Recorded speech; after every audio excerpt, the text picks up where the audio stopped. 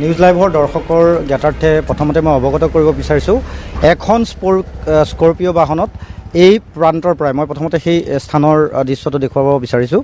এখন স্কৰপিঅ' বাহনত দুটাকৈ পৰিয়াল, একেটা ঘৰৰে দুটাকৈ পৰিয়াল তেওঁলোক অৰুণাচললৈ গৈছিল, অৰুণাচলৰ মায়'দিয়ালৈ, আৰু এই ঘৰৰ পৰাই গৈছিলে যোৱা শনিবাৰে। আৰু যোৱাৰ পিছত যিখন তেওঁলোকে বাহনত গৈছিল সেই বাহনখন দুৰ্ঘটনাত পতিত হোৱাৰ খবৰ তেওঁলোকৰ অঞ্চলটোলৈ আহিছে। ৰাইজক ফোনযোগে সেই নিৰ্দিষ্ট স্থানৰ পৰা অৰ্থাৎ মায়'দিয়াৰ পৰা ফোনযোগে ইয়াৰ গাঁওবাসীক অৱগত কৰিছিল ঘটনাটো। আৰু তাৰ পিছতেই ইয়াৰ পৰা তেওঁলোকৰ সৈতে যোগাযোগ কৰাৰ ব্যৱস্থা কৰাত মায়'দিয়াৰ পৰা খবৰ আহিছে যে তাৎক্ষণিকভাৱে তিনিজনক উদ্ধাৰ কৰা হৈছিল। তিনিজনৰ ভিতৰত এগৰাকী মহিলা আৰু এটি শিশু বৰ্তমান জীৱন্ত অৱস্থাত আছে, আৰু এজন ইতিমধ্যে মৃত্যু হোৱা বুলি তেওঁলোকে ইয়ালৈ খবৰ দিছে। আৰু বাকী তিনিজন খাৱৈতে আবদ্ধ হৈ আছে বুলি তেওঁলোকক জনাইছে। আৰু গোটেই খবৰটো বিয়পি পৰাৰ লগে লগে ইয়াত যিসকল লোক আছে, স্থানীয় লোক সকলো ইয়ালৈ আহিছে আৰু সকলোৱে খবৰ লৈছে। আচলতে একেটা পৰিয়ালৰে গোটেইকেইজন সদস্য, মুঠ 6জনকৈ সদস্য আছিল। এই যি মায়'দিয়ালৈ গৈছিল 6জনকৈ আছিলে স্কৰপিঅ' বাহনখনত, আৰু বাহনখন যথেষ্ট দ খাৱৈত পৰি গৈছিল। ইতিমধ্যেই বাহনখনৰ অৱস্থা অতি বেয়া, খুব আচলতে সুচৰ্ম হৈ গৈছে বাহনখন। আৰু তেওঁলোকৰ পৰিয়ালটোৰ এই খবৰটো অঞ্চলবাসীয়ে গম পোৱাৰ পিছতেই ইয়াত আচলতে সকলো লোক ইয়ালৈ আহিছে। আৰু ঘৰত বৰ্তমান তেওঁলোকৰ এগৰাকী আইতাক আছে, অৰ্থাৎ যিটো পৰিয়াল গৈছিল সুৰজ চেত্ৰী আৰু ৰঞ্জিত চেত্ৰী, তেওঁৰ মাতৃ তেওঁলোকৰ ঘৰত আছে, আৰু বাকী সকলো সদস্য সেই গাড়ীখনতেই আছিল।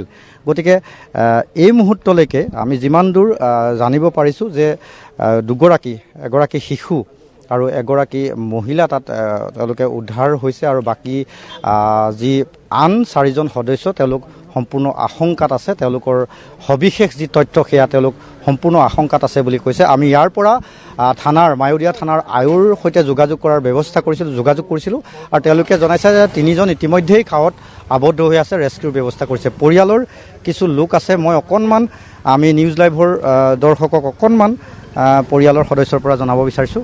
কেতিয়া গৈছিলে তেওঁলোক ইয়াৰ পৰা? শনিবাৰে 10টা বজাত ৰাতি গৈছিলে আমাৰ ইয়াৰ পৰা। ভাইটি মানে মায়'দিয়া যাম বুলি কৈছে, মইতো অৰুণাচল যাম বুলি। আৰু আপোনাৰ মোৰ ভাইটি দুটা, বোৱাৰী দুজনী, আৰু ডাঙৰ ভাইটিৰ ছোৱালীজনী, আৰু ড্ৰাইভাৰটো মাহী ল'ৰা মোৰ।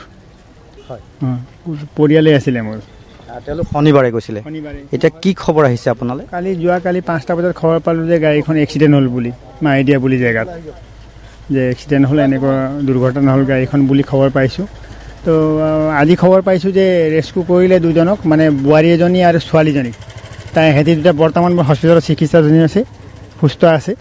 বাকীকেইটাক এতিয়ালৈ ৰেস্কিউ কৰা হোৱা নাই বুলি খবৰ একো পোৱাই নাই। কি আপুনি ককায়েক হয়? মই ডাঙৰ ককায়েক, সুৰজ আৰু ৰঞ্জিত চেত্ৰীৰ ককায়েক। অঁ। এতিয়া ঘৰত আৰু কোন আছে? মা আছে আৰু সুৰজৰ ল'ৰাটো আছে। তেওঁৰ সৰু ল'ৰা আছে? সৰু। আচলতে পৰিয়ালটোৰ সদস্য, তেওঁ ককায়েক, সুৰজ আৰু ৰঞ্জিতৰ ককায়েক। আৰু তেওঁলোকৰ ঘৰত এই মুহূৰ্তত কেৱল মাক আছে, আৰু মাকে এই ঘটনা সন্দৰ্ভত সবিশেষ নাজানে। গতিকে আমি ঘৰটোৰ ভিতৰলৈ সোমাব খোজা নাই, আমি বাহিৰৰ পৰা সেই দৃশ্যাংশ দেখুওৱাৰ চেষ্টা কৰিছোঁ। আৰু খুব আচলতে এটা দুখ লগা কথা, ইয়াৰ সকলো লোক মৰ্মাহত আজি, কাৰণ একেটা পৰিয়ালৰে 6জনকৈ সদস্য এখন স্কৰপিঅ' বাহনত তেওঁলোক অৰুণাচলৰ মায়'দিয়াত ফুৰিবলৈ গৈছিল, আৰু সেই যোৱাৰ পথতেই এটা ভয়ংকৰ দুৰ্ঘটনাত তেওঁলোক পতিত হ'ল। আৰু এই মুহূৰ্তত দুগৰাকী সদস্য সুস্থ হৈ আছে, সুস্থ মানে তেওঁলোক আহত, তেওঁলোক চিকিৎসাধীন হৈ আছে। বাকীসকলৰ তথ্য বিশেষ পৰিয়ালক জানিবলৈ দিয়া হোৱা নাই। আৰু যোনে এই খবৰটো গম পাইছে সকলো ইয়ালৈ আহিছে, সকলোৱে খবৰ লোৱাৰ চেষ্টা কৰিছে। আৰু যিখন স্কৰপিঅ' বাহনখন দুৰ্ঘটনাত পতিত হৈছে, সেই স্কৰপিঅ' বাহনখন তেওঁলোকৰ নিজৰ ঘৰৰে বাহন। আৰু বাহনখনৰ যি আমি ফটো সংগ্ৰহ কৰিছোঁ, ইতিমধ্যে নিউজ লাইভৰ দৰ্শকে সেই ফটোখন দেখা পাইছে। অতি ভয়ংকৰ আচলতে, বাহন একেবাৰে ভাগি সুচৰ্ম হৈ গৈছে বুলি ক'লেও ভুল কৰা নহয়। গতিকে সেই বাহনখনত থকা দুগৰাকী মহিলাৰ বাহিৰে বাকীসকলৰ তথ্য সম্পূৰ্ণকৈ পোহৰলৈ অহা নাই, তেওঁলোক কি অৱস্থাত আছে। আৰু আমিও যিহেতু সেই মায়'দিয়াৰ আয়ৰ জৰিয়তে গম পাইছোঁ যে 3জন যিহেতু তাৎক্ষণিকভাৱে তেওঁলোকে উদ্ধাৰ কৰিছিল। উদ্ধাৰ কৰাৰ ভিতৰত মহিলাগৰাকী আৰু এগৰাকী শিশু তেওঁ সুস্থ অৱস্থাত আছে।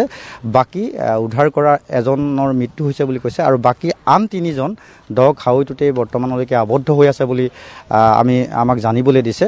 আৰু গোটেই ঘটনাটো গম পোৱাৰ পিছত ইয়াত সকলো লোকে আহি ইয়াত খবৰ লৈছেহি। মই আন এজন লোক আছে, স্থানীয় লোক। খুব এটা দুখ লগা ঘটনা। গোটেই ঘটনাটো আচলতে অনাকাংক্ষিত। ইয়াৰ পৰা ফুৰিবলৈ গৈ এনেকুৱা এটা খবৰ আহিব বুলি কোনেও আশা কৰা নাছিল। হয়, মোৰতো ভতিজাই হয় এইকেইটা। শনিবাৰে ইয়াৰ পৰা গৈছিলে, কিন্তু দুৰ্ভাগ্যবশত তেওঁলোক উভতি আহোঁতে প্ৰায় সন্ধিয়া 6টামান বজাত ঘটনাটো হৈছে বুলি আমি খবৰ পালোঁ। তো আমি বৰ্তমান অৱস্থাত একেবাৰে